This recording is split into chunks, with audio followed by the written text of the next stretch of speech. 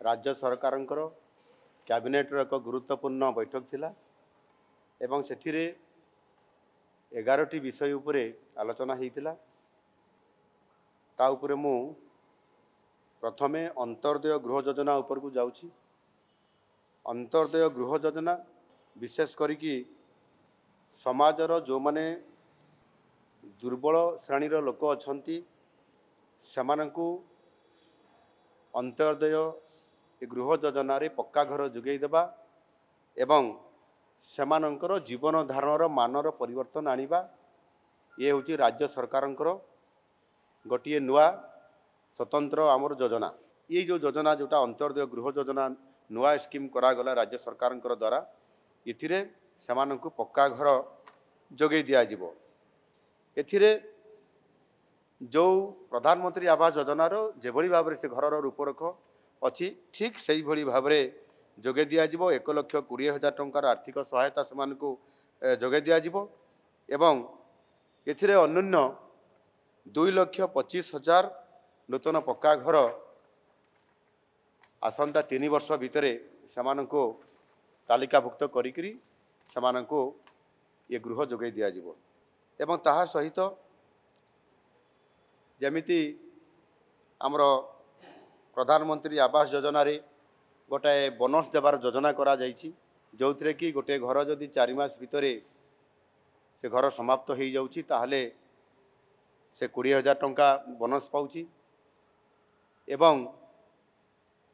6 मास भितर जदि घर को सारिबो ताहले 10,000 टंका बोनस पाउछि। एइटा मध्य से घर उपरे लागू करा जिवो। अर्थात जहाँ प्रधानमंत्री आवास योजना रे जो सिस्टम रे ताकर पई बोनस रे व्यवस्था करा होउछि सेथिरे एमानकु मध्य सेथिरे लागू करा जाई पारिबो। जो पक्का घर पई जो संज्ञा हमर अछि डेफिनेशन अछि ताकू आउ टिके सरलीकरण करा जाउछि। केवल सीमेंट जोड़े कांथ सहित आरसीसी आउ एई योजना पई 7,550 कोटी टंका व्यय बराद करा जिवो। द्वितीय रे क्रीडा आउ युव सेवा विभाग तरफ विशेष करिकरी तृणमूल स्तर रे क्रीडार भित्तिभूमि को एवं क्रीडार मान उन्नति करने सहित जो पिला माने भल क्रीडा प्रदर्शन करिवार लक्षण देखा जाए किंतु भित्तिभूमिर अभाव कारण सेमानंकर उन्नति हेई पारि न थाए जो थरे कि सेमाने राज्य स्तर जातीय स्तर अंतर्जातीय स्तर पर्यंत जीवाई प्रोत्साहन अभाव कारण सेमाने मध्य आगु जाई पारु नाहंती। एथिरे राज्य रे जो 314टी ब्लॉक अच्छी 314टी ब्लॉक रे ब्लॉक स्तरीय स्टाडियम निर्माण करा जिवो एवं एथिपाई एक नूतन भावरे एक नुआ योजना मध्य यह अनुमोदन करा जाइछि। प्रति जिले में जोठी ब्लॉक स्तरीय जो आम स्टाडियम जो आवश्यकता अच्छी ता उपरे आम सरकार फोकस करुछंती एवं विशेष करके प्रति ब्लॉक रे ब्लॉक हेडक्वार्टर रे किंबा ब्लॉक हेडक्वार्टर पाखरे जदि ब्लॉक हेडक्वार्टर भी नहीं 5 किलोमीटर रेडियस ये भितर से 12 एकर रु 15 एकर जमी एथिरे सरकारी जमी अथवा आवश्यक हेले मध्य प्राइवेट जमी को मध्य सरकार ताको नेइकरी सेथिरे फुटबॉल क्रिकेट थ्रो एवं जंप फील्ड सहित एथलेटिक रो track volleyball kho kho kabaddi court badminton tennis table tennis ये खेलर मध्य इंडोर हॉल व्यवस्था माध्यम रे मध्य करा जाई परिबो एवं जो गुडी को आमर जो आम कहली हॉकी किंबा फुटबॉल किंबा क्रिकेट एगुड़िक स्वतंत्र भाव में जेभली भाव में एक जातीय स्तर स्टाडियम निर्माण करा जिवो एवं सेथिरे संपूर्ण भाव में यह 5 वर्ष पाई समय अवधि रखा जाइछि एवं सेथिपाई 4,124 कोटी टंकार मध्य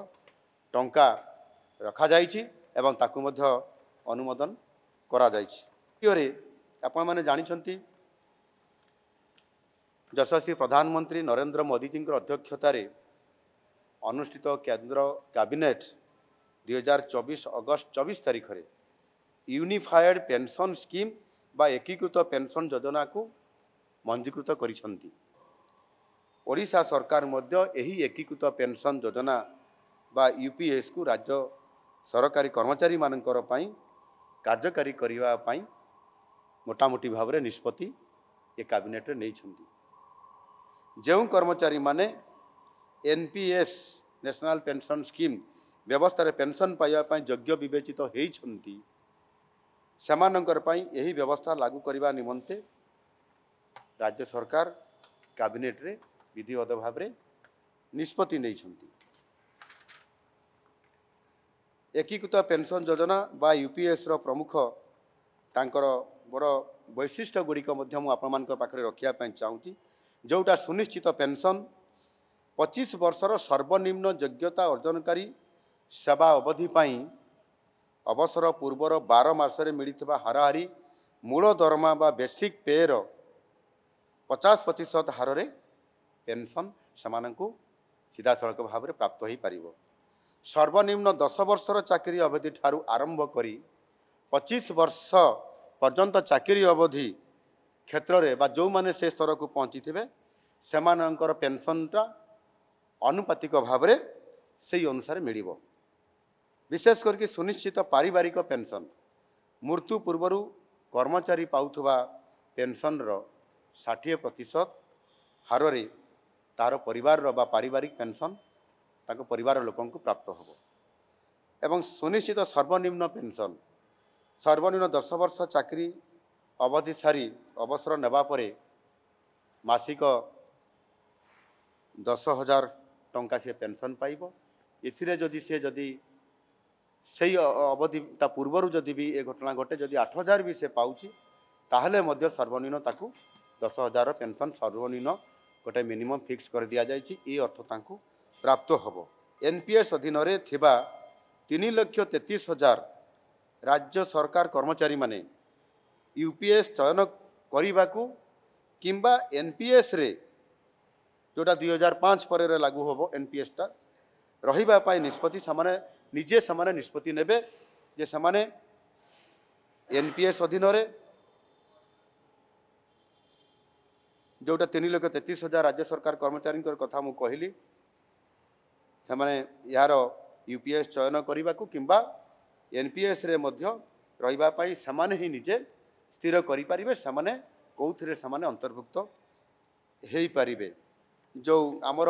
जो बड़ बड़ डैम गुड़िक अच्छी डैम रो पुनर्वास एवं तार उन्नति पाई से प्रकल्प गुड़िक उपरे विशेष करिकी dam rehabilitation and improvement project DRIP 3 गतकाली राज्य कैबिनेट रे 1,066 कोटी 38 लाख टंकार आनुमानिक मूल्य रे आगामी 6 वर्ष मध्य अर्थात 2025-26 रु 2030-31 आर्थिक वर्ष भितर यही समय भितर विश्व बैंक एवं एशियन इंफ्रास्ट्रक्चर इन्वेस्टमेंट बैंक सहायता रे जो मु कहली drip 3 dam rehabilitation and improvement project 3 कार्यकारी करिबा पई राज्य कैबिनेट रे यह निष्पत्ति हेछि एवं यह अधीन रे 3टी प्रकल्प कार्यकारी हेबा पई स्थिर होइछि एवं सेथि पई आगामी दिन रे यहाकू 6 वर्ष भितर ये कार्यक्रम को या संपूर्ण भाव में जातीय स्तर ये विभाग जल संपद विभाग अधिकारी मान सहित आलोचना क्रमे ये गुरुत्वपूर्ण निष्पत्ति आज कैबिनेट राज्य सरकार गतकाली निष्पत्ति नहीं। ओडिशा सरकार भद्रक चांदबाली रास्तार बैतरणी नदी उपरे एक सेतु एथिरे केन्द्रापड़ा और चांदबाली को संजोग करने ये निष्पत्ति निया जाइछि। द्वितीय कटक चांदबाली रास्तार भारीगड़ा ठारे खरस्रोता नदी उपरे पुराणा सेतु निकट में आड़ी और चांदबाली को संजोग करने सेतु निर्माण करिवार राज्य सरकार करिसंती। ता सहित कटक चांदबाली नदी उपरे पुराणा सेतु निकट में द्वितीय सेतु निर्माण करने राज्य सरकार निष्पत्ति नहीं एवं महानदी उपरे झारसुगुड़ा जिलार पूजारीपल्ली घाट ठारे एक सेतु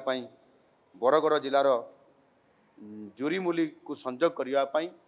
ये बड़ बड़ पोल गुड़िक एगुड़िक उपरे निष्पत्ति निया जाइछि एवं साधारणतः भाव में ये पोल गुड़िक आगामी 3 वर्ष रु 4 वर्ष भितर कंप्लीट करा जिवो एवं सेति आवश्यक अर्थ मंजूर करा जाइछि। ता रिपोर्ट आपण मानक प्रदान करूछि।